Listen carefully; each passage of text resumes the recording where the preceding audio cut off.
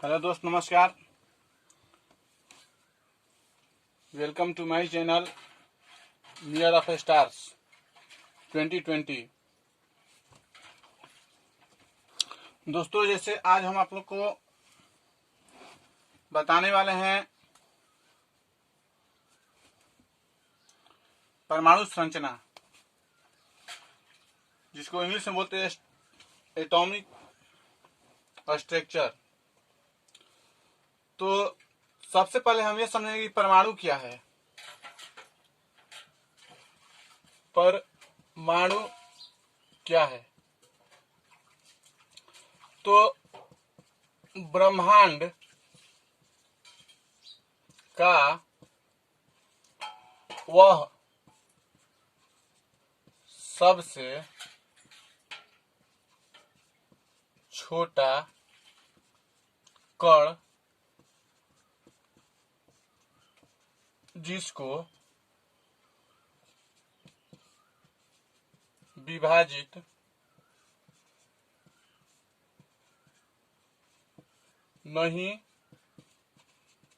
किया जा सकता है।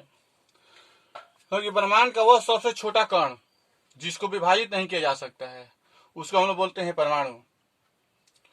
तो जैसे जो परमाणु होता है, तो ये हम जानेंगे कि ब्रह्मांड का वह सबसे छोटा कण जिसको विभाजित नहीं किया जा सकता है। लेकिन जो परमाणु होते हैं, तो इसको 3 पार्टिकल्स होते हैं। जो परमाणु होते हैं, इसका जो परमाणु होते हैं, जो एटम होते हैं, इसका जो एटम होता है, इसको 3 इसके पास क्या होते हैं, 3 पार्टिकल्स होते हैं। कौन कौन सा? एक होता है इलेक्ट्रॉन, एक होता है प्रोटॉन और एक होता है न्यूट्रॉन। तो देखिए, फर्स्ट में क्या हुआ? इलेक्ट्रॉन, सेकंड में प्रोटॉन और थर्ड में न्यूट्रॉन।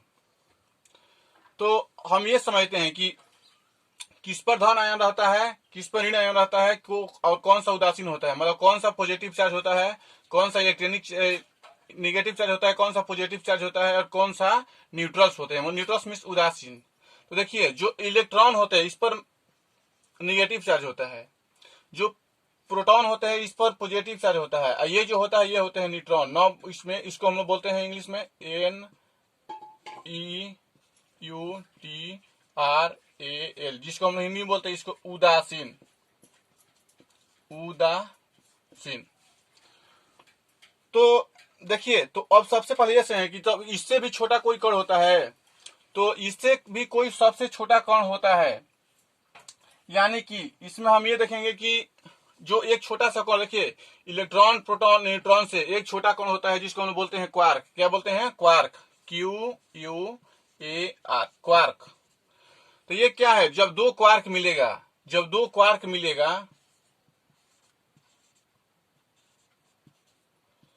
तो जब दो क्वार्क मिलेगा तो उसमें एक बनेगा प्रोटॉन, नहीं तो एक बनेगा इलेक्ट्रॉन। दो क्वार्क बनेगा तब। तो जो परमाणु होता है, उसका जो 3 जो पार्टिकल्स होते हैं, उससे भी छोटा कौन सा होता है? क्वार्क। जब दो क्वार्क बनेगा तो क्या बनेगा? प्रोटॉन और इलेक्ट्रॉन। तो अब हम देखते हैं कि जो परमाणु संख्या होता है, तो यही तो जो सबसे इसमें छोटा वाला भाग होता है, उसको हम इस बीच में क्या होता है? नाभिक, जिसको हम लोग बोलते हैं न्यूक्लियस।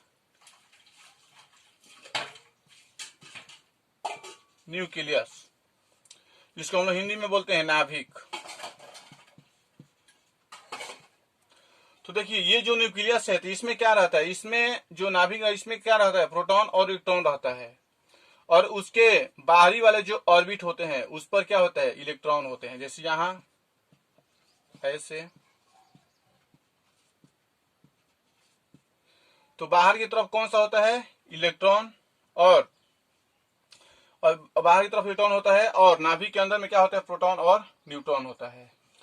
तो अब इससे हम जानते हैं कि जो ऑर्बिटल्स, जो नाभिक होता है, उसमें ऑर्बिटल होते हैं और एक ऑर्बिट होते हैं। तो उसमें कितने इलेक्ट्रॉन आ सकता है? तो उसके लिए सूत्र होता है 2n²। देखिए, 2n²। तो इसका मतलब हुआ कि जो n, तो n क्या है, तो n है यहां पर नंबर ऑफ ऑर्बिट, जिसके में कक्षकों की संख्या या कक्ष की संख्या लिख सकते हैं, कक्ष की संख्या। और कहीं कहीं एग्जाम में यह भी पूछ देता है कि n² मीन्स क्या होता है, तो n² मीन्स होता है कि नंबर ऑफ ऑर्बिट, नहीं, number of orbitals, number of orbitals, मतलब इसमें होगा कक्षकों की संख्या। तो देखिए इसमें 2 मॉडल आया, कौन कौन सा, ये जो 2n² जो नंबर ऑफ ऑर्बिट है, तो इसको हम लोग बोलते हैं 2D मॉडल, और जो नंबर ऑफ ऑर्बिटल्स होते हैं इसको हम लोग बोलते हैं 3D ऑर्बिटल्स। तो 2D ऑर्बिटल्स में कौन कौन सा आया, तो इसमें आपको आया कौन कौन सा ऑर्बिट, तो इसमें 4 आया, कौन सा, तो K, L, M और N। अब वही जो नंबर ऑफ ऑर्बिटल्स है, तो इसमें 3D मॉडल में क्या आया, तो इसमें आया S, P, D और F। तो देखिए जैसे आपको यहां पर बता रहे हैं कि K, L, M और N, तो ये कौन सा सेल का है, 1 का, ये कौन सा 2 का, ये कौन सा 3 का, और ये कौन सा 4 का। तो अब देखिए अब हम यहां पर निकालते हैं कि जो नंबर ऑफ ऑर्बिटल्स होते हैं, कौन सा ऑर्बिटल में कितने इलेक्ट्रॉन को हम रख सकते हैं।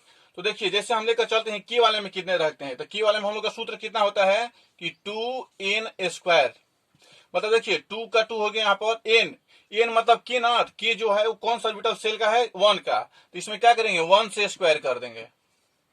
तो देखिए 2 से 1 से 1 होगा तो 2, यानी कितना रखेगा 2, यानी K में हम कितने सेल रख सकते हैं, उसमें इलेक्ट्रॉन रख सकते हैं 2। एल वाला में लेकर चलते हैं, तो एल कौन सा है 2 का, देखिए 2 और 2 का स्क्वायर, तो कितना हो जाएगा 2 2 जा 4 और 4 2 जा 8, मतलब कि 2 × 4 यानी कितना हो जाएगा 8। मतलब कि जो एल वाले ऑर्बिटल है उसमें कितने हम इलेक्ट्रॉन को रख सकते हैं 8। ऐसे हम एम में लेकर चलते हैं, तो ये हुआ एल का, ये हुआ सॉरी ये हुआ के का, ये हुआ एल का, और इसमें देखिए एम का, तो यहाँ पर क्या हुआ 2 और कौन सा 3 का, तो 3 का स्क्वायर कर देंगे। तो जब 3 का स्क्वायर करेंगे कितना हो जाएगा 3 3 जा 9, यानी कि 2 × 9 यानी कितना हुआ 18। और इसी लेकर चलते हैं हम एन में, तो एन कौन सा सेल है 4 वाले, तो 4 वाले में कितना हो जाएगा 4 का स्क्वायर, देखिए 4 4 जा कितना होता है 16, यानी कि 2 × 16 यानी कितना हो जाएगा 32। तो आपको यहां पर समझ में आ गया कि जो एन होता है वो हुआ नंबर ऑफ ऑर्बिट्स यानी कि कक्ष की संख्या, n² यानी कि नंबर ऑफ ऑर्बिटल्स कक्षों की संख्या। तो एन को क्या बोलते हैं 2D मॉडल, और जो SPDF होता है उसको क्या बोलते हैं 3D मॉडल, जिसको n² बोलते हैं। तो देखिए इसमें जिस आप लोग को ये समय इतना तक मतलब आप लोग को वीडियो समझ में आया होगा। तो जैसे हम देखिए जैसे ये हमारा क्या हुआ, ये नाभिक हुआ, तो यहां पर तो ये नाभिक हुआ, तो यहां पर होता है K, L, M और यहां पर N।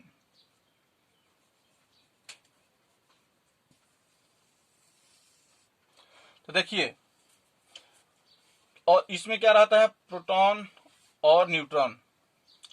तो इसमें देखिए ये जो K है, तो जब K वाले सेल, जब K ऑर्बिट वाले सेल जब L वाले मतलब कम से जब अधिक में जाएगा, तो इसका क्या होगा, इसको इलेक्ट्रॉन की यानी कि ऊर्जा को क्या इसको करना पड़ेगा, इसको मतलब इसको रिक्वायरमेंट पड़ेगी। और जब N से और M से मतलब कि जब अधिक वाला से कम में मिलाया जाएगा तो ऊर्जा क्या करेगा, डिनोट कर देगा, ठीक है।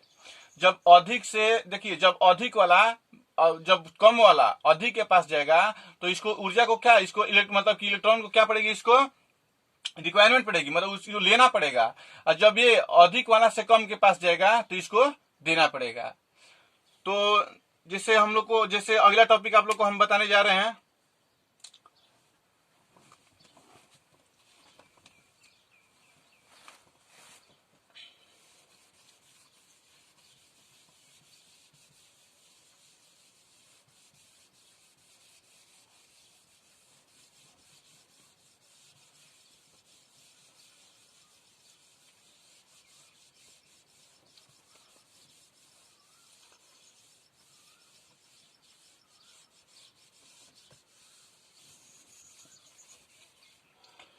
अगला टॉपिक आप लोग को बता दें कि कैसे हम लोग परमाणु संख्या को कैसे निकालते हैं।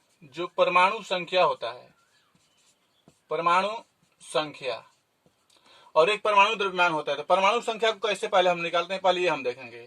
देखिए, तो परमाणु संख्या जो होता है उसको हम लोग डिनोट करते हैं किसने, जेड से। इंडिकेट किससे करते हैं, जेड से। तो जो परमाणु संख्या ये होता क्या है, तो परमाणु संख्या मतलब ये होता है कि नंबर ऑफ प्रोटॉन, या एक स्थिति में ऐसा भी आता है कि नंबर ऑफ इलेक्ट्रॉन भी आता है। लेकिन ये कब आता है, जब न्यूट्रल, जब वो इलेक्ट्रॉन जिस पर कोई चार्ज ही नहीं होता है, जो उदासीन होता है,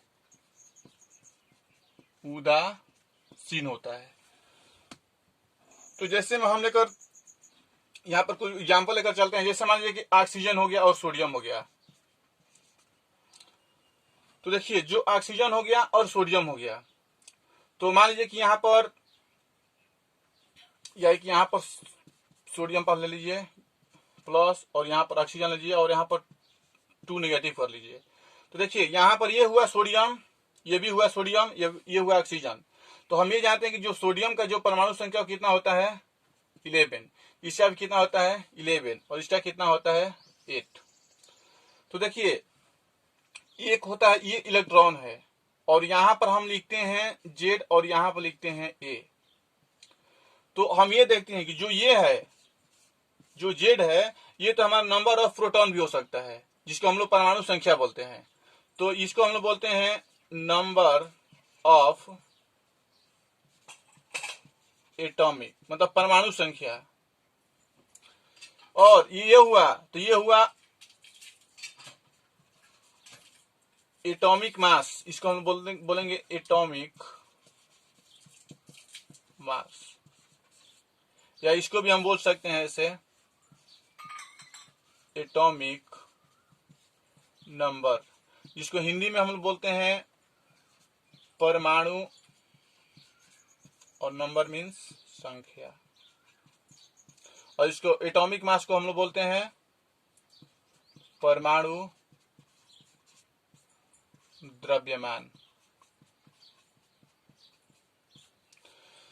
तो देखिए, जैसे यहां पर आपको समझ में आएगा, जो जेड होता है, तो जो परमाणु संख्या है उसको हम लोग इंडिकेट करते हैं जेड से, और जो परमाणु द्रव्यमान होता है उसको करते हैं ए से, यानी कैपिटल वाला ए और कैपिटल वाला जेड से। तो अब हम यहां पर ये देखेंगे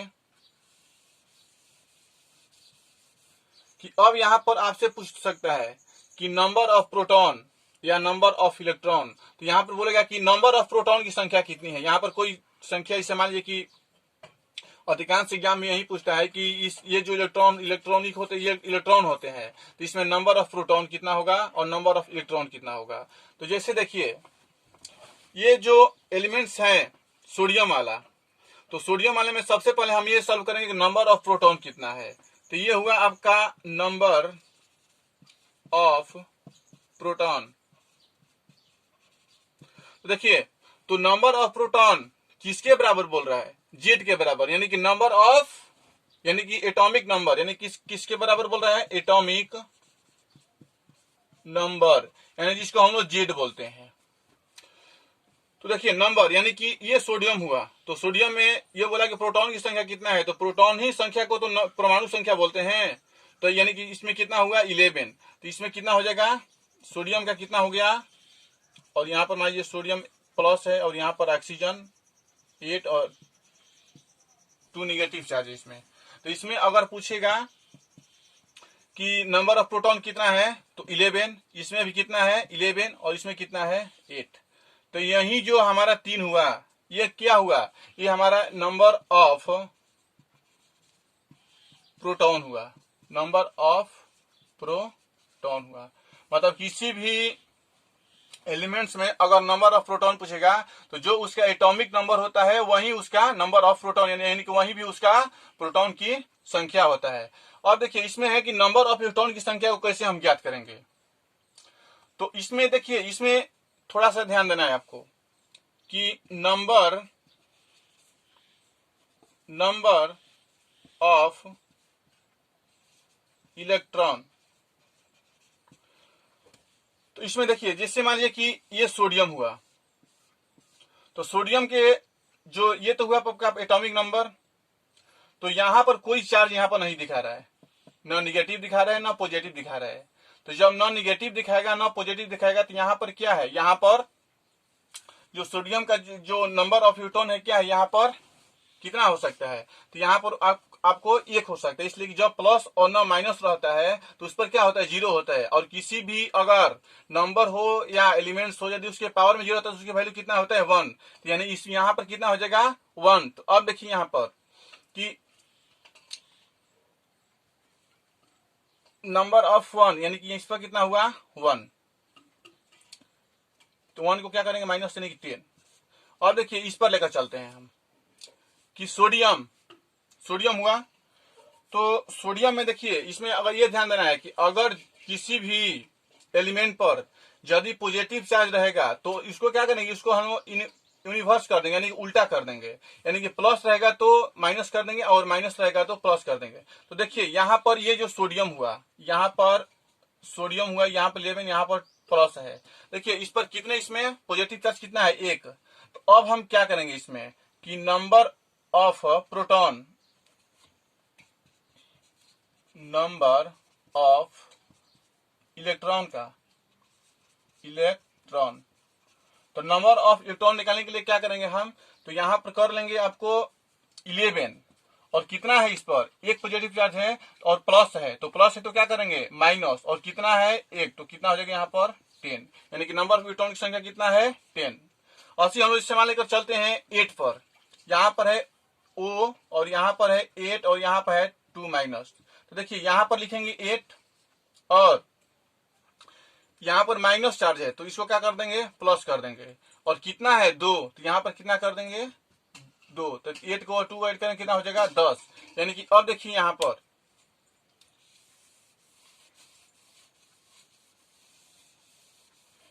यानी कि यहाँ पर तो ये 11 आया, सोडियम वाला को 11 आया और सोडियम इसको 10 आया और इसको कितना आया 10। तो यहाँ पर हम ये देखते हैं कि जब यहाँ पर अगर किसी भी तत्व का जब इलेक्ट्रॉन की संख्या जब क्या होता है, समान हो जाता है, तो उसको हम लोग बोलते हैं आइसो इलेक्ट्रॉनिक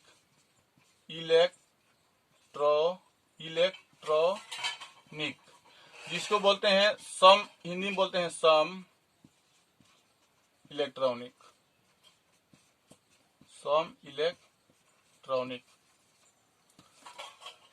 तो वैसे ही मतलब इसी मेथड से हम क्या करते हैं, इसमें हम क्या निकालते हैं, तो इसमें हम निकालते हैं परमाणु संख्या यानी कि एटॉमिक नंबर। अब हम सीखें कि अब हम परमाणु संख्या तो निकाल लिए, अब हम देखेंगे परमाणु द्रव्यमान को कैसे निकालते हैं। तो अब देखिए नेक्स्ट वाले टॉपिक लेकर चलते हैं आपको।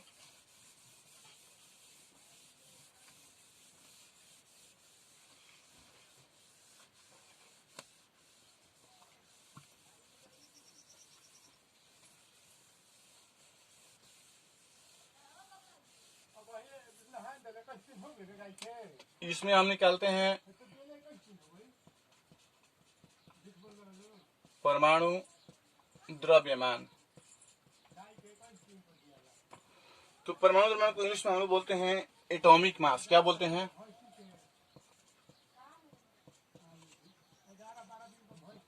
Atomic mass. तो जो परमाणु द्रव्यमान होता है उसको हम लोग जो इंडिकेट करते हैं उसको करते हैं कैपिटल वाले ए से, कैपिटल वाले ए से। तो अब देखिए अब हमको ये सोचना है कि तब इसको हम लोग कैसे निकालते हैं, यानी कि कैपिटल वाला जो ए होता है ये होता है कि सम ऑफ प्रोटॉन प्लस न्यूट्रॉन। यानी कि जब किसी भी एलिमेंट में जब प्रोटॉन के और न्यूट्रॉन की संख्या को जब ऐड कर देंगे तो जो हमारा संख्या प्राप्त होगा वो होता है परमाणु द्रव्यमान, यानी कि एटॉमिक मास होता है। तो अब देखिए जैसे मान लीजिए कि वही वाला आपको एक एग्जांपल लेकर चलते हैं, जैसे मान लीजिए कि सोडियम वाला है। तो सोडियम वाला का जो एटॉमिक नंबर होता है ये तो जानते हैं कि 11 होता है, और इसका जो एटॉमिक मास होता है तो वो कितना होता है 23। तो अब आपको क्वेश्चन में यही पूछ सकता है कि ये बताओ कि ये एलिमेंट में प्रोटॉन की संख्या कितना हो सकता है या न्यूट्रॉन की संख्या कितना हो सकता है, यही क्वेश्चन आपसे पूछ सकता है। देखिए, तो जो सोडियम हुआ तो सबसे पहले हम देखते हैं कि जो सूत्र होता है ए बराबर जेड, ए बराबर क्या हो सकता है, यानी कि P plus N, P plus N.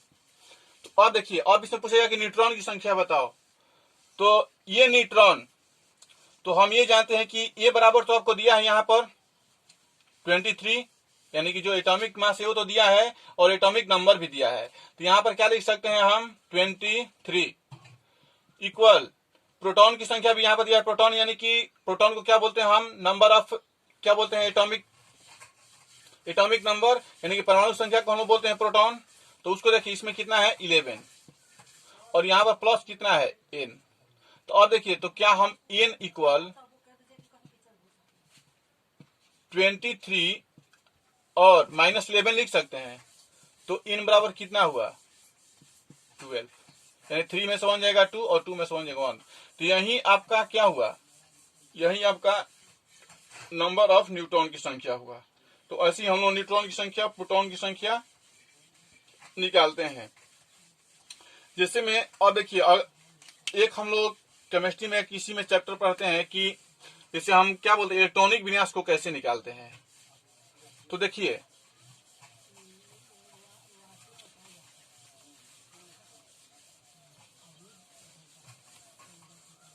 तो जो इलेक्ट्रॉनिक विन्यास होता है,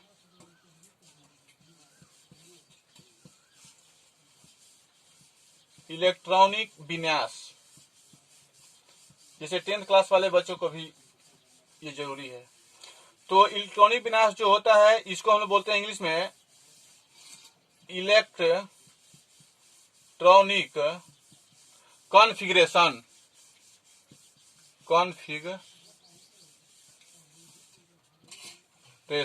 कॉन्फ़िगरेशन। तो देखिए, इसमें जो क्या हो रहा था, इसमें हो रहा था कौन कौन सा एस, जैसे फर्स्ट वाले चैप्टर में हम लेकर चलते हैं। तो फर्स्ट वाले में क्या हो सकता था उसमें, तो उसमें होता है एस, पी, डी और एफ। 3D वाले में ना, ये इसको क्या बोलते हैं हम लोग, कौन सा मॉडल, 3D मॉडल। तो देखिए, इसमें और सेल भी होता है, वही होता है 4, के एल एम एन। तो अब देखिए, इसमें जो होता है, तो इसमें आपको होता है जो के वाले सेल होते हैं, तो उसमें होता है, जैसे मान लीजिए कि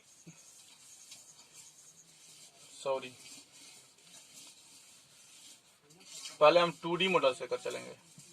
तो के एल एम और एन, देखिए इसमें जो होता है के, तो के वाला में कितना हो सकता है एस, एल वाला में कितना हो जाता है, तो एस और पी। एम वाला में कितना हो सकता है, इसमें 3 हो सकता है, एस, पी और डी। और एन वाला में कितना हो सकता है, तो एस, पी, डी और एफ। देखिए, ये क्या है 1, ये क्या है 2, ये कौन सा 3, ये कौन सा है 4। तो क्या हम यहाँ पर ऐसे लिख सकते हैं 1s, कुछ नहीं करना है। इलेक्ट्रॉनिक विन्यास लिखने के लिए हम देखिए, जो हमारे ऑर्बिटल्स होते हैं और जो हमारे सेल होते हैं उसमें क्या करते हैं, हम मल्टीप्लाई करते हैं। तो एस है यहाँ पर 1 है, तो 1 में एस से मल्टीप्लाई करेंगे, कितना होगा 1s। इसके बाद देखिए 2, तो 2 में एस से मल्टीप्लाई करेंगे, उसके बाद पी में मल्टीप्लाई करेंगे।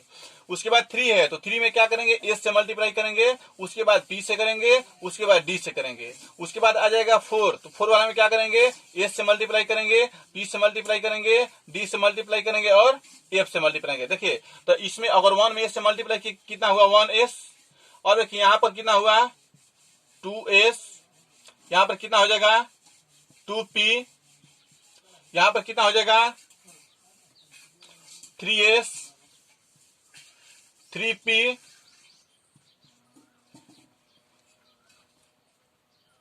3s, 3p, 3d और देखिए ये 3 हो गया। और देखिए 4 वाले में तो कितना हो जाएगा 4s, 4p, 4D और 4F। तो इसी स्ट्रक्चर पर हम इलेक्ट्रॉनिक विन्यास को निकालते हैं। जैसे मान लीजिए कि सोडियम होता है, सोडियम, तो सोडियम का कितना होता है 11 होता है। कितना होता है 11। तो इसमें हम देखेंगे कैसे हुआ, देखिए तो 1s लिखेंगे, तो 1s, तो जो s वाले जो सेल है इसमें कितना मतलब इलेक्ट्रॉन, मतलब कि कितना इसमें इस जो सेल वाले इलेक्ट्रॉन इसमें कितना इलेक्ट्रॉन को रख सकते हैं, तो 2, तो कितना हुआ इसमें 2। और देखिए 2s आया तो इसमें कितना हो जाएगा 2s, तो इसमें भी कितना अधिकतम 2। और इसमें देखिए p आया तो इसमें हम कितना रख सकते हैं, देखिए s वाला जो होता है, s वाला में हम 2 रखते हैं, s p वाला में हम रखते हैं 6, एस पी डी वाला में कितना रखते हैं 10, और एफ वाला में कितना रखते हैं 14। मतलब कि अधिक से अधिक, मतलब मैक्सिमम जो इलेक्ट्रॉन होते हैं इसमें हम एस वाले जो ऑर्बिटल्स होते हैं उसमें हम 2 रख सकते हैं, पी वाले जो ऑर्बिटल्स होते हैं उसमें 6 रख सकते हैं, डी वाले ऑर्बिटल्स में 10 रख सकते हैं, और एफ वाले ऑर्बिटल्स में 14 रख सकते हैं। तो देखिए इसमें अधिकतम हम पी रख दिए, 2 रख दिए, इसमें 2 स्क्वायर, इसमें 2 रख दिए। उसके बाद देखिए क्या आया 2p, तो इसमें हम कितना रख सकते हैं, तो इसमें हम रख सकते हैं अधिक से अधिक p वाले ऑर्बिटल्स में कितना 6, तो यहाँ पर रखेंगे 6। अब देखिए इसको जोड़िए, 2 और 2 4, और 4 कितना हुआ 6 10 हुआ। अब देखिए अभी आपके पास एक इलेक्ट्रॉन है इसमें, तो इसमें क्या लिख सकते हैं 2p के बाद क्या लिखते हैं हम 3, तो यहाँ पर क्या लिखेंगे 3s। तो हमको देखिए कितना हम लोग को अभी इलेक्ट्रॉन लगाना है इसमें 1, लेकिन अधिक हम 2 रख सकते हैं, लेकिन 2 रखेंगे तो कितना हो जाएगा वो 11 हो जाएगा, 12 हो जाएगा। तो 12 नहीं, हमको 11 ही रखना है ना, तो इसमें क्या रखेंगे हम 1 रखेंगे, यानी इसको ऐड कीजिए। देखिए 2 और 2 4, 4 और 6 कितना हो जाएगा 10, और 10 और 11। तो ऐसे ही यहाँ पर आप लोग को इलेक्ट्रॉनिक विन्यास यानी कि इलेक्ट्रॉनिक कॉन्फ़िगरेशन को निकालते हैं।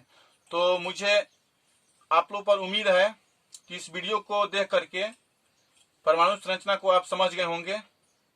अगर कहीं भी आप लोग को प्रॉब्लम होगा तो कमेंट बॉक्स में कमेंट कर दीजिएगा, और समझ में आने के बाद ही इस वीडियो पर लाइक और सब्सक्राइब कीजिएगा। Thank you so much.